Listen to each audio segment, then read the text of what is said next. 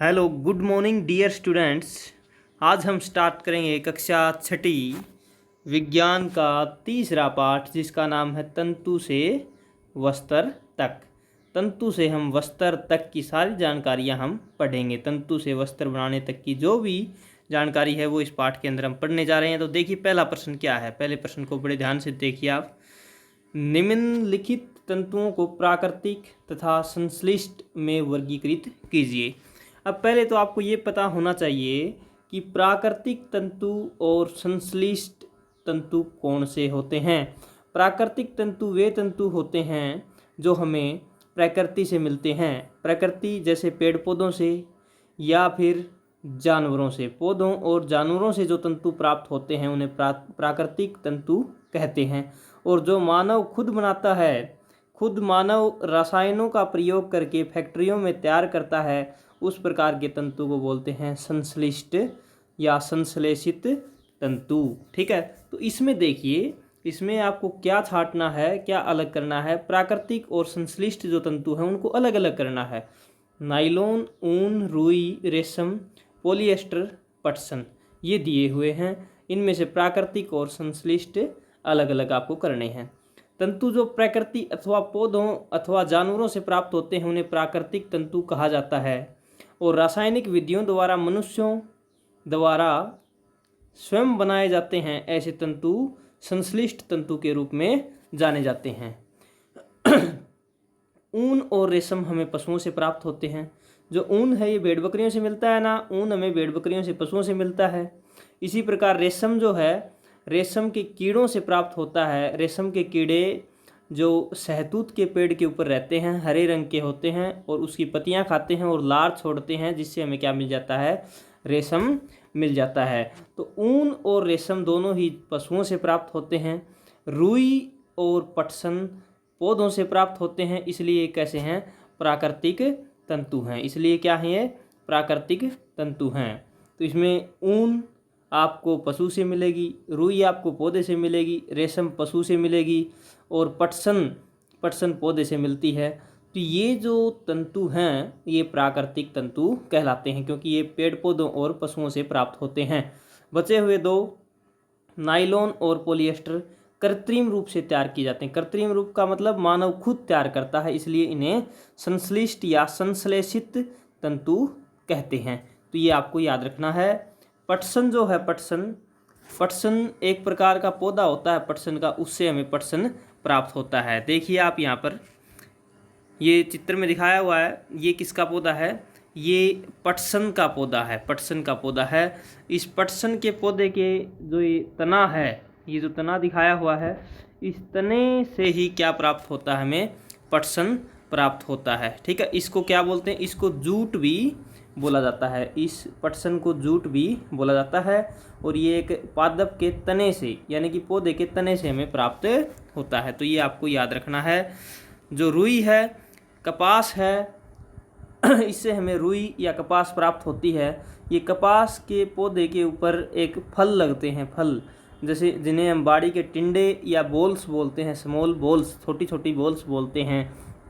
उन बॉल से कपास प्राप्त होती है। कपास ओटना का मतलब यहाँ पर कपास के जो ये फल हैं इनसे रुई और बिंदोलों को अलग करना कपास ओटना कहलाता है। इनसे बिंदोले अलग किए जा रहे हैं और इसको क्या बोला जाता है, कपास ओटना कहते हैं।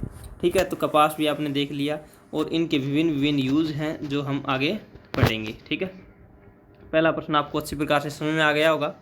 दूसरा प्रश्न देखिए, नीचे दिए गए कथन सत्य असत्य उल्लेख कीजिए। सत्य है या असत्य। तो देखिए पहला क्या है, तंतुओं से धागा बनता है। बिल्कुल सत्य है। तंतुओं से ही क्या बनता है, तंतुओं से ही धागा बनाया जाता है। तंतु होते हैं बिल्कुल पतले रेशे होते हैं।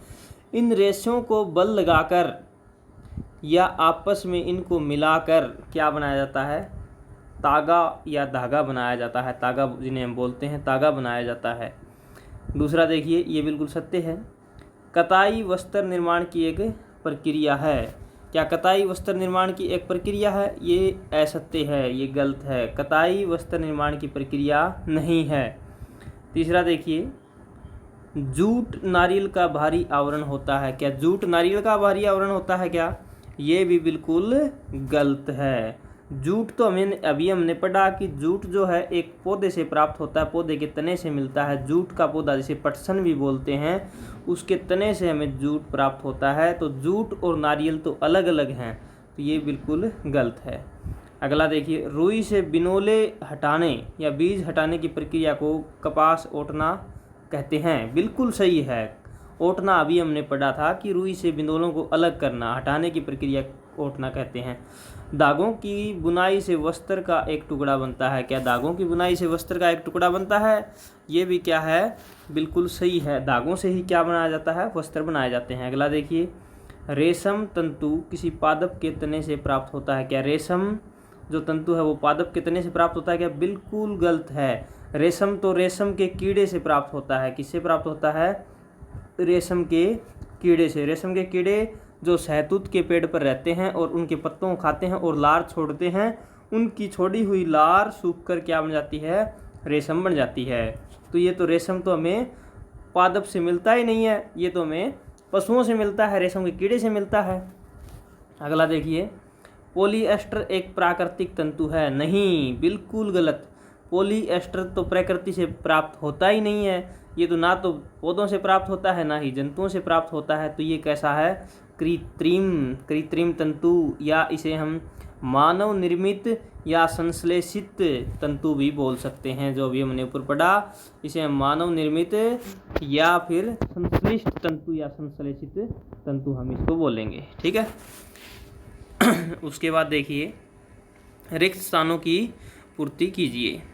इसमें आपको क्या भरना है? रिक्त स्थान भरने हैं। खालिस्तान और खालिस्तान से पादप तंतु प्राप्त होते हैं। पादप तंतु कौन से हैं? एक तो कपास है, जिसे हम रुई भी बोलते हैं। कपास पौधे से प्राप्त होती है ना, तो ये कैसा है? पादप तंतु है। और हमें क्या मिलता है? पादप तंतु जूट। और क्या मिलता है? जूट। कपास और जूट दोनों ही, जूट भी पौधे के तने से मिलता है और कपास के पौधे के फलों से प्राप्त होता है। तो दोनों के दोनों कैसे हैं? पादप तंतु हैं। जांतव तंतु दूसरे में देखिए, जांतव तंतु कौन से होते हैं? जो जंतुओं से प्राप्त हों। इसमें आ जाएगा ऊन। ऊन भेड़ से प्राप्त होती है, भेड़, बकरी, ऊंट, इनसे प्राप्त होती है। और रेशम रेशम के कीड़े से प्राप्त होते हैं। तो ये कौन से हैं? कैसे तंतु हैं? जांतव तंतु हैं। जांतव तंतु हैं। हम पहले ही पढ़ चुके हैं कि तंतु दो प्रकार के होते हैं। एक तो प्राकृतिक, जो पादप पेड़ पौधों से या जंतुओं से प्राप्त होते हैं, और दूसरे मानव निर्मित।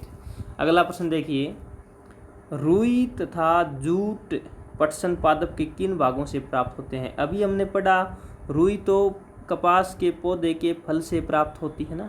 कपास के रेशे, जिन्हें हम रुई बोलते हैं, ये कपास के पौधों के फल से प्राप्त होते हैं। एक रुई के पौधे के फल को क्या कहा जाता है? एक रुई के पौधे के फल, इसको कपास गोलक भी कहा जाता है। कपास गोलक, समूल कपास की छोटी बोल, कपास गोलक भी कहा जाता है। जूट के रेशे जूट के पौधों के तने से प्राप्त होते हैं। तो ये दो बातें याद रखनी है कि रुई जो है वो कपास के पौधे के फल से प्राप्त होती है और उस फल को कपास गोलक भी कहते हैं। जूट जो है या पटसन जो है वो जूट या पटसन के पौधे के तने से प्राप्त की जाती है। ठीक है। अगला प्रश्न देखिए, नारियल तंतु से बनने वाली दो वस्तुओं के नाम। कोई भी दो वस्तु बतानी है। रस्सियाँ बनती हैं एक तो, और दूसरी टोकरियाँ बनती हैं। तो टोकरी और रस्सियाँ नारियल तंतु से बनने वाली कोई भी दो वस्तुएं हैं जिन्हें आपको याद रखना है। तंतुओं से तागा निर्मित करने की प्रक्रिया स्पष्ट कीजिए। अब जो तंतु हैं या जो रेशे हैं, इनसे तागा कैसे बनाया जाएगा? देखिए इसका उत्तर देखिए, तंतुओं से तागा बनाने की प्रक्रिया को कताई कहा जाता है। इसे क्या बोलते हैं? कताई। तो कताई आपको याद रखना। कताई किसे कहेंगे? तंतुओं से तागा बनाने की प्रक्रिया को कताई कहा जाता है। तंतुओं को सबसे पहले उनके स्रोत के अंदर से निकाला जाता है। तंतुओं को पहले तो निकाला जाता है, पहले प्राप्त किया जाता है, फिर घुमाकर तागा बनाया जाता है, फिर उनको आपस में घुमाया जाता है, उनके बल लगाया जाता है और क्या बनाया जाता है? तागा बनाया जाता है। इस प्रक्रिया में दो उपकरणों की सहायता ली जाती है। एक तो तकली होती है और दूसरा चरखा होता है। चरखा आपने देखा होगा, इसी प्रकार तकली होती है और चरखा होता है, ये क्या है, ये उसको घुमाने का काम करते हैं, उसको बल लगाने का काम करते हैं। कताई के लिए तकली और चरखे जैसे सरल उपकरणों का उपयोग किया जाता है। बड़े पैमाने पर बड़ी कताई मशीनों का उपयोग किया जाता है। तो ये आपको अच्छी प्रकार से समझ में आ गया होगा। देखिए दोबारा देखिए, तंतुओं से तागा निर्मित करने की प्रक्रिया स्पष्ट कीजिए। तंतु होते हैं बिल्कुल पतले रेशे जो हम शुरुआत में प्राप्त करते हैं। तंतुओं से तागा बनाने की प्रक्रिया को क्या कहलाएगी, कताई कहलाएगी। तंतुओं से ही तागा बनाया जाता है और तागे से फिर वस्त्र बनाए जाते हैं।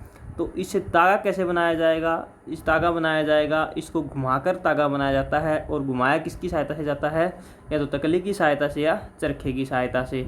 ये दो मशीनें हैं, ये दो उपकरण हैं जो सरल आसानी से उसको घुमा सकती हैं। और बड़े पैमाने पर कताई, कताई का मतलब कताई करना, उसको घुमाना किससे की जाती है, मशीनों से की जाती है। ये आपको याद रखना है।